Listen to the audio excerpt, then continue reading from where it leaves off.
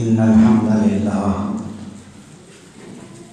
نحمده ونستعينه ونستغفره ونعوذ بالله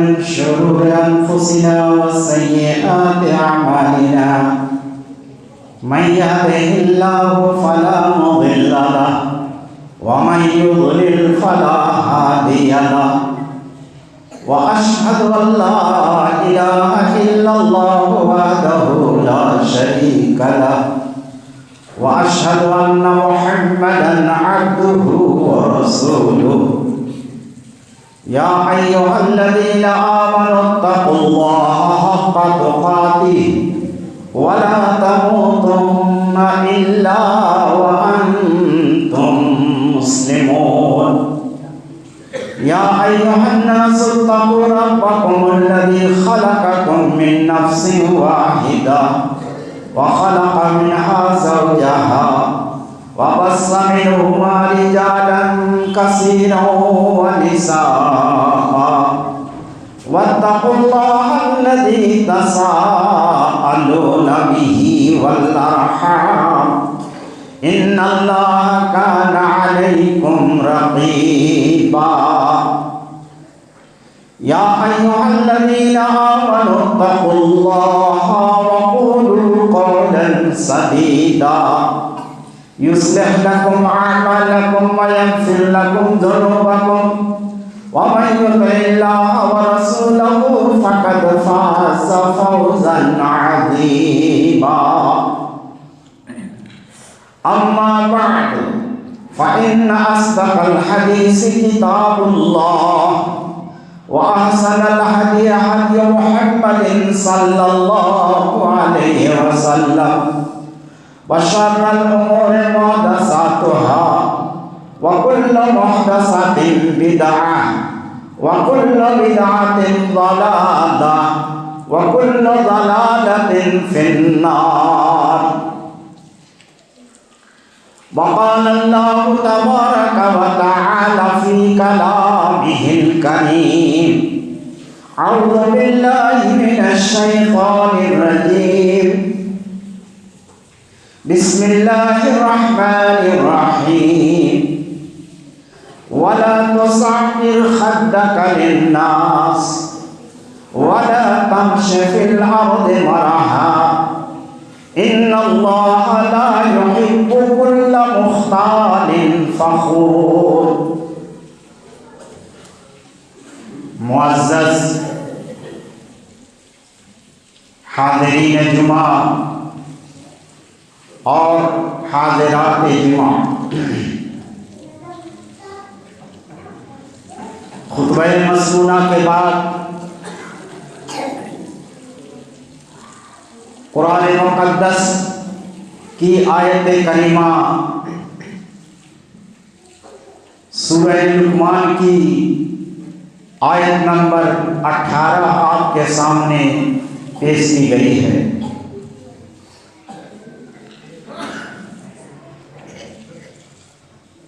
اس آیت کریمہ میں اللہ تعالی نے حضرت لقمان حکیم کی 7ویں اور 8ویں وصیت کو، نصیحت کو جو انہوں نے اپنے بیٹے کو کی تھی ذکر فرمایا ہے۔ 7ویں نصیحت گزشتہ جمعہ آپ سن چکے ہیں۔ آج حضرت لقمان حکیم کی 8ویں نصیحت جو انہوں نے اپنے بیٹے کو کی تھی۔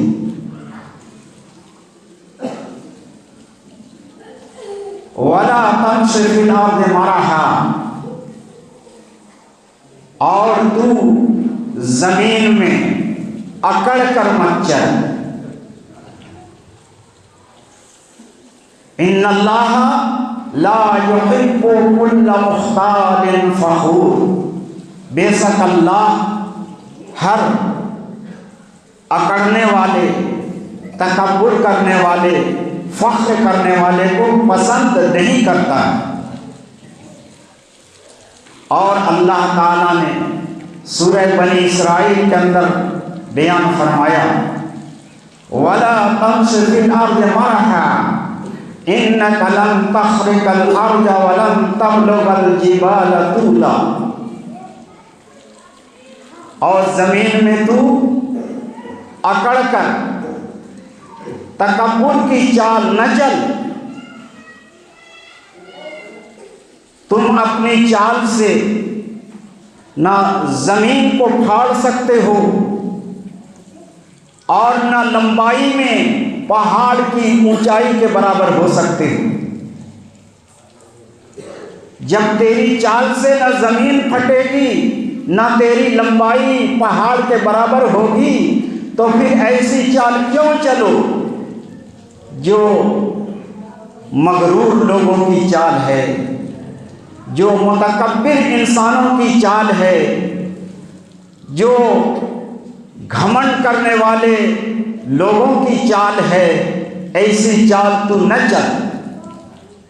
اپنے بیٹے کو نصیحت کرتے ہوئے حضرت لقمان حکیم نے اپنے بیٹے کو یہ 8ویں نصیحت کی تھی۔ اللہ تعالیٰ نے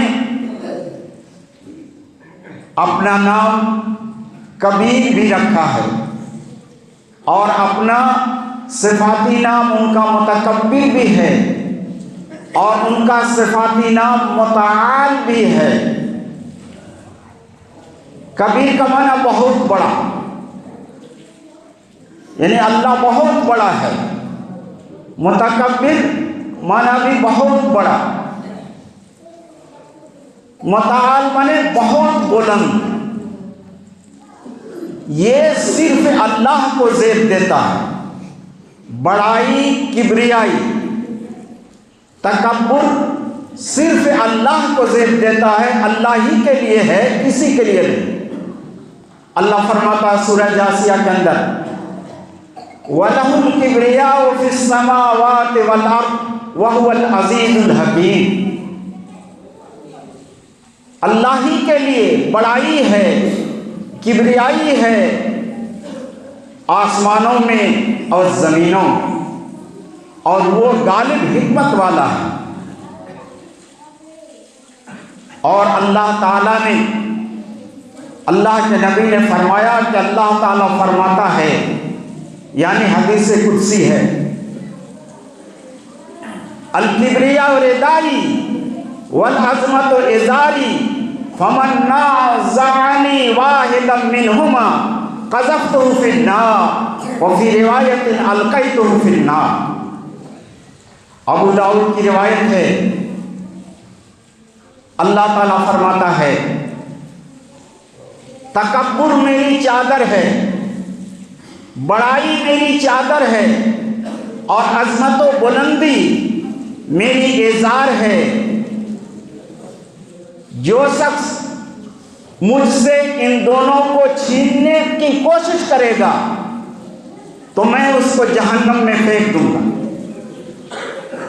یعنی جو شخص تکبر کرے گا، جو تکبر صرف اور صرف میری صفت ہے، وہ صفت اگر کوئی انسان اپنے اندر پیدا کرنے کی کوشش کرے گا، قذفتہ فی النار یا القیتہ فی النار، تو میں اس کو جہنم میں ڈال دوں گا، جہنم میں پھینک دوں گا۔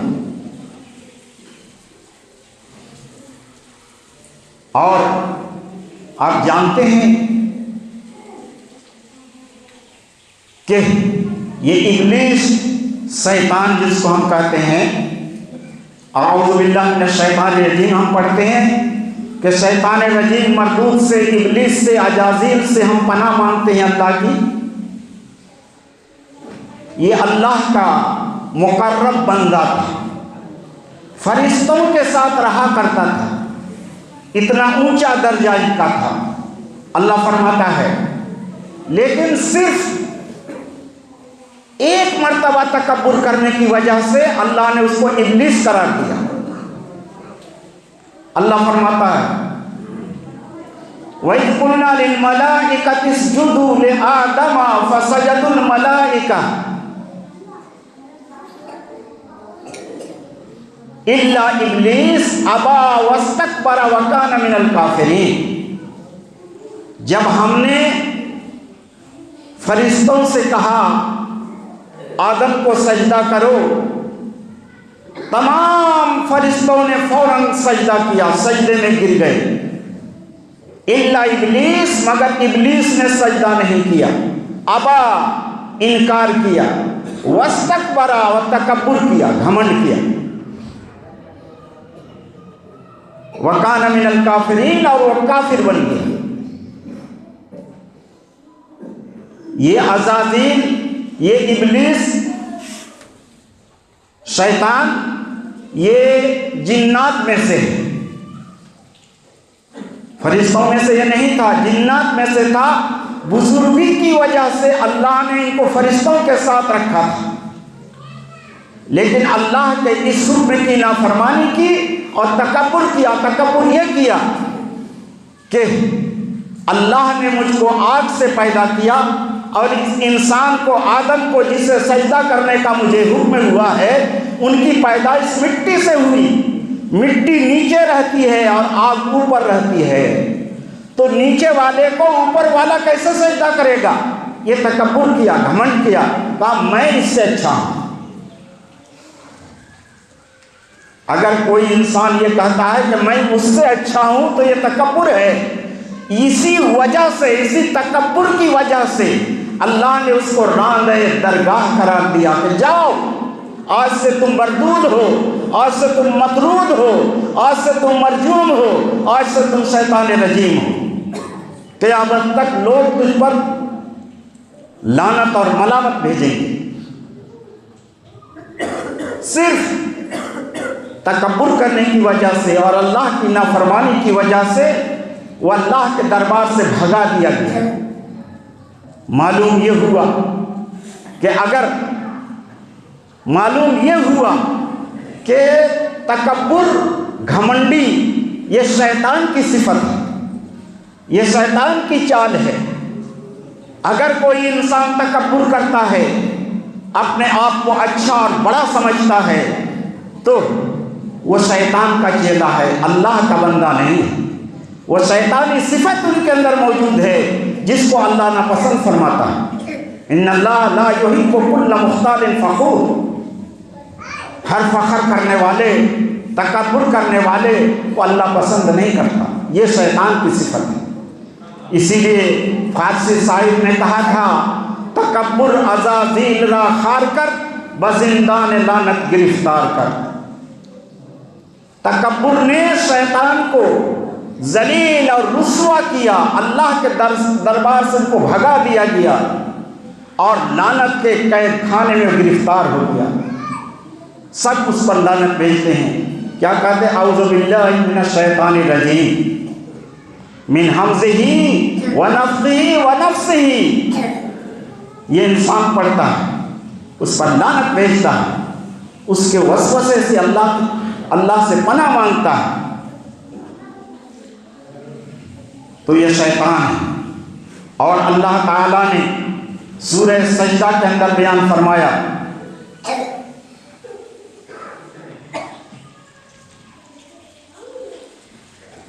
جو آیت سجدہ ہے، جمعہ کے دن عام طور سے جمعہ کی پہلی رکعت میں سورہ سجدہ تلاوت کی جاتی ہے، اور اسی آیت کریمہ کے اندر جب قاری پہنچتا ہے تو سجدہ کرتا ہے۔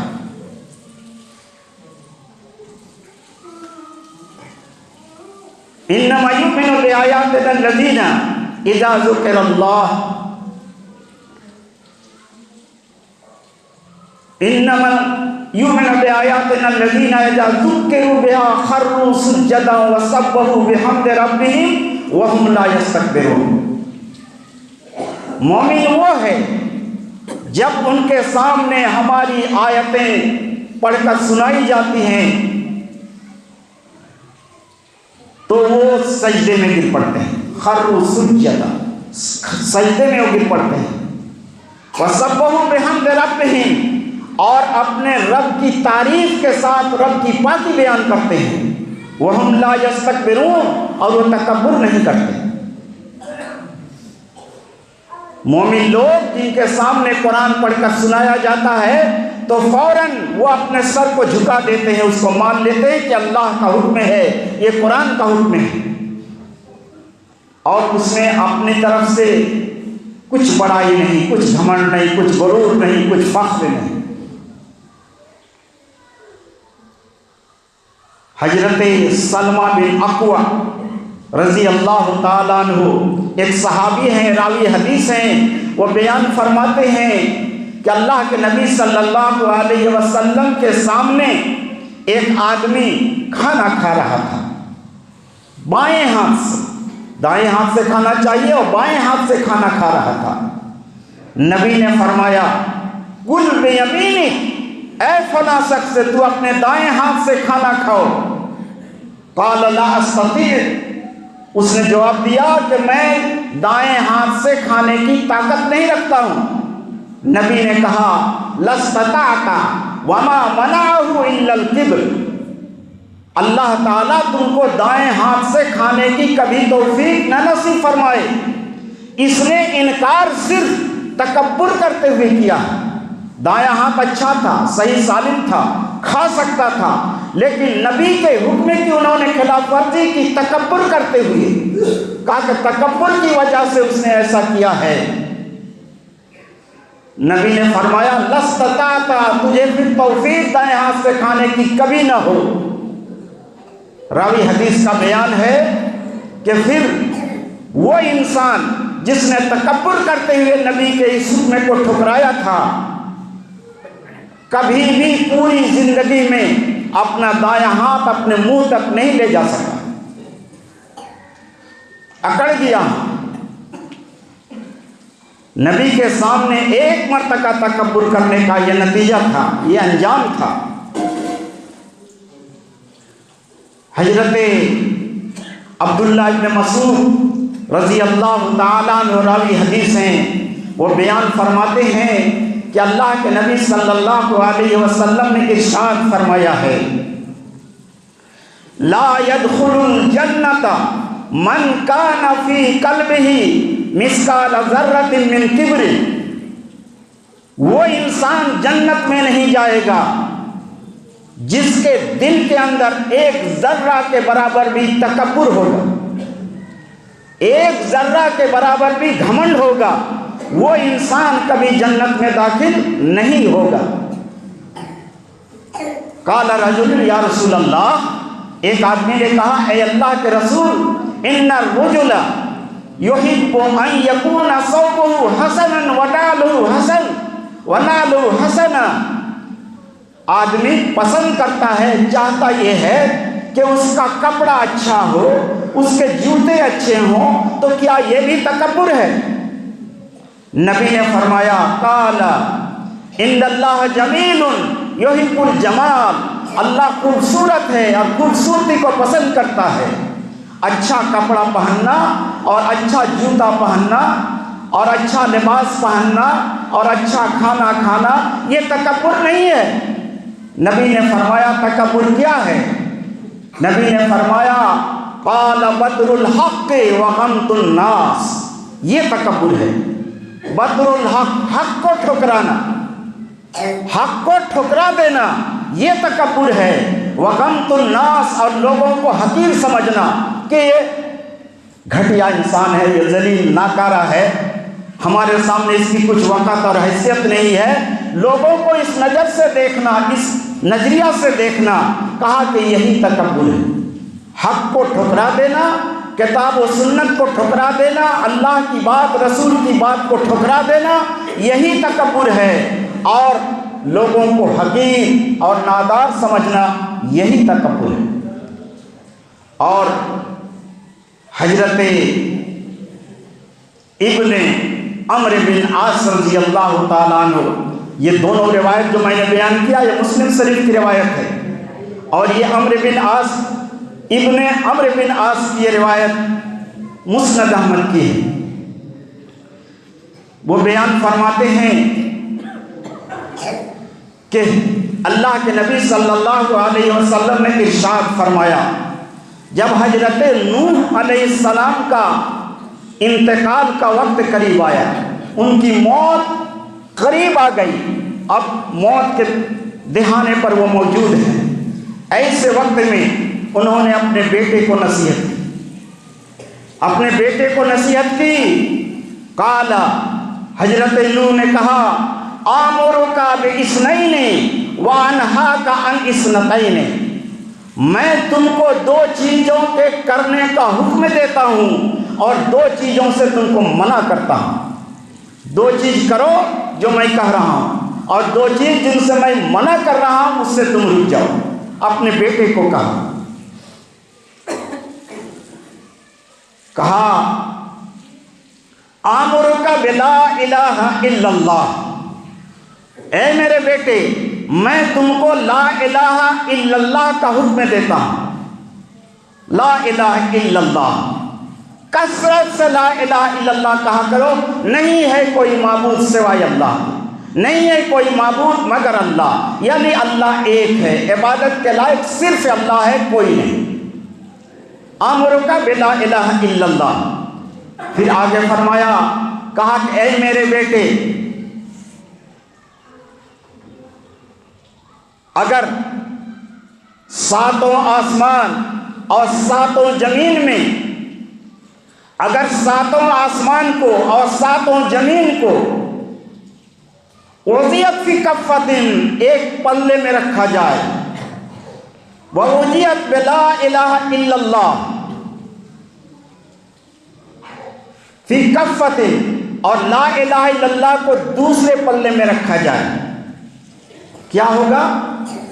رجحت بلا الہ الا اللہ، تو لا الہ الا اللہ کا پلہ جھک جائے گا، یعنی لا الہ الا اللہ اتنا وزن اس کا ہے، اتنا وزن اس کا ہے کہ زمین و آسمان کا وزن اس کے سامنے ہلکا۔ اور پھر فرمایا، اے میرے بیٹے اگر لا الہ الا اللہ 7 آسمان اور 7 زمین کو رکھ کر کے ایک پلے میں، ایک گھیرے اور دائرے کے اندر لا الہ الا اللہ کو رکھا جائے، تو لا الہ الا اللہ اتنا وزنی ہوگا کہ اس دائرے کو توڑ کر کے باہر نکل آئے گا۔ اور آگے فرمایا، وَسُبْحَانَ اللَّهِ وَبِحَمْدِهِ، اور دوسری چیز جس کا میں تمہیں حکم دیتا ہوں، کثرت سے تم سبحان اللہ وبحمدہ کہا کرو، یعنی پاک ہے اللہ، اسی کے حمد کے ساتھ میں اللہ کی پاکی بیان کرتا ہوں، اللہ کی تعریف کے ساتھ اللہ کی پاکی بیان کرتا ہوں، سبحان اللہ وبحمدہ۔ فرمایا یہ سبحان اللہ وبحمدہ اللہ کو بہت پسند ہے، یہ ہر چیز کی دعا ہے، صلاۃ کل شیء، ہر چیز کی دعا سبحان اللہ وبحمدہ ہے۔ وَبِهَا يُرْزَقُ الْخَلْقُ، اور اسی کلمہ کی وجہ سے، سبحان اللہ وبحمدہ کہنے کی وجہ سے پوری مخلوقات کو اللہ تعالیٰ روزی دیتا ہے، اسی کلمہ کی برکت سے اللہ روزی دے رہا ہے۔ اور پھر آگے فرمایا، وَأَنْهَاكَ عَنْ صَفْحِ الْحَقِّ وَغَمْسِ النَّاسِ، اور آگے فرمایا، أَنْهَاكَ عَنِ الشِّرْكِ،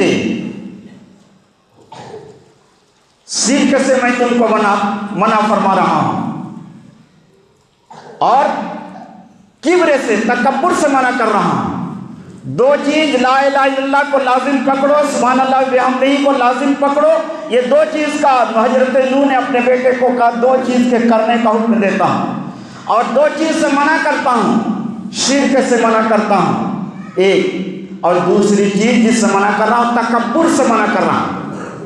وَأَنْهَاكَ عَنِ الشِّرْكِ وَالْكِبْرِ، شرک سے اور کبر سے، تکبر سے منع کر رہا ہوں۔ راوی حدیث نے کہا کہ میں نے یا اللہ یا کسی صحابی نے نبی سے دریافت کیا، اے اللہ کے رسول آپ مجھے یہ بتائیے کہ شرک تو ہمیں معلوم ہے کہ اللہ کو چھوڑ کر کسی کو اللہ بنا لینا شرک ہے، یہ تو جانتے ہیں، لیکن کبر کیا چیز ہے؟ نبی نے فرمایا کہ کبر کیا ہے؟ سفر الحق و غمز الناس، یہی حق کو ٹھکرا دینا اور لوگوں کو حقیر جاننا، یہی تکبر ہے۔ یہ مسند احمد کی حدیث میں بھی یہی کہا گیا ہے کہ حق کو ٹھکرانا اور لوگوں کو حقیر جاننا، اور مسلم شریف کی حدیث میں بھی یہی ہے کہ بطر الحق و غمط الناس، حق کو ٹھکرا دینا اور لوگوں کو حقیر جاننا، تو یہ تکبر ہے۔ تکبر انسان کئی وجہ سے کرتا ہے، مال و جائیداد کی وجہ سے کرتا ہے، انسان اپنی خوبصورتی کی تکبر کرتا ہے، انسان اپنے طاقت کی تکبر کرتا ہے، انسان اپنے گیان اور بدھی کی وجہ سے تکبر کرتا ہے، انسان اپنے آپ کو بڑا سمجھتا ہے اس لیے کہ کسی بڑے عہدے پر وہ مامور ہے، انسان اس وجہ سے تکبر کرتا ہے کہ وہ بہت بڑا لیڈر ہے۔ بہت ساری صورتیں اس کی ہیں۔ تکبر کی 3 قسمیں ہیں۔ ایک تکبر کی پہلی قسم یہ ہے کہ اللہ پر تکبر کرنا، اللہ پر تکبر کرنا، جیسے فرعون نے، نمرود نے اور ان جیسے باغی لوگوں نے اللہ پر تکبر کیا تھا، اور فرعون نے تو یہاں تک کہا تھا انا ربکم الاعلی، اے لوگوں میں تمہارا سب سے بلند رب اللہ پر تکبر کرنا۔ محمد رسول اللہ صلی اللہ علیہ وسلم پر تکبر کرنا، یہ تکبر کی دوسری قسم ہے۔ محمد صلی اللہ علیہ وسلم، نبی پر تکبر کرنا، نبی پر تکبر کیا، ابو جہل نے تکبر کیا، ابو لہب نے تکبر کیا، اور ان جیسے بہت سے بے ایمان اور شیطان لوگوں نے نبی پر تکبر کیا، نبی کو ہیٹ جانا اور اپنے آپ کو اس سے اونچا جانا، اونچا سمجھنا، یہ تکبر کی دوسری قسم ہے، اور اس کی بہت لمبی لمبی بڑی بڑی مثالیں ہیں۔ اور تیسری قسم تکبر کی یہ ہے کہ ایک انسان دوسرے انسان کو حقیر سمجھے کہ میں تم سے بڑا ہوں، میں تم سے اچھا ہوں، یہ تکبر کی تیسری قسم ہے، اور یہ عام طور سے سماج میں، ماحول میں یہ پایا جاتا ہے کہ ایک انسان اپنے آپ کو اچھا سمجھتا ہے اور دوسرے کو حقیر سمجھتا ہے، نادان سمجھتا ہے، بے سمجھ سمجھتا ہے، بے گیانی سمجھتا ہے، بدھو سمجھتا ہے، اور اس کا مذاق بھی اڑاتا ہے۔ قرآن نے منع کیا ہے۔ تو یہ تکبر کی 3 قسمیں ہیں۔ اللہ پر تکبر یہ بھی حرام، نبی پر تکبر یہ بھی حرام، ایک انسان دوسرے انسان پر تکبر کرے یہ بھی حرام۔ اللہ رب العالمین ہمیں تکبر سے بچائے۔ وآخر دعوانا الحمدللہ۔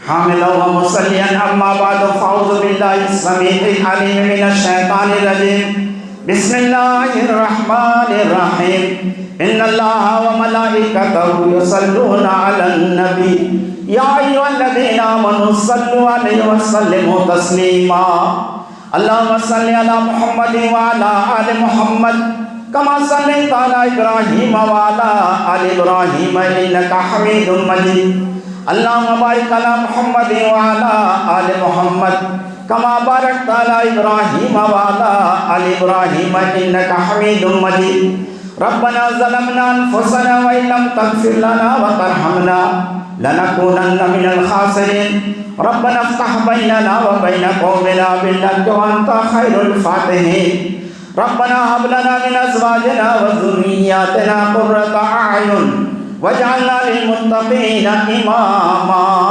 رب اجعلنی مقیم الصلاۃ من ذریتی ربنا وتقبل دعاء ربنا اغفر لی ولوالدی وللمؤمنین یوم یقوم الحساب ربنا اغفر لنا ولاخواننا الذین سبقونا بالایمان ولا تجعل في قلوبنا غلا للذین آمنوا ربنا انک رؤوف رحیم ربنا تقبل منا انك انت السميع العليم وتب علينا انك انت التواب الرحيم سبحان ربك رب العزة عما يصفون وسلام على المرسلين والحمد لله رب العالمين.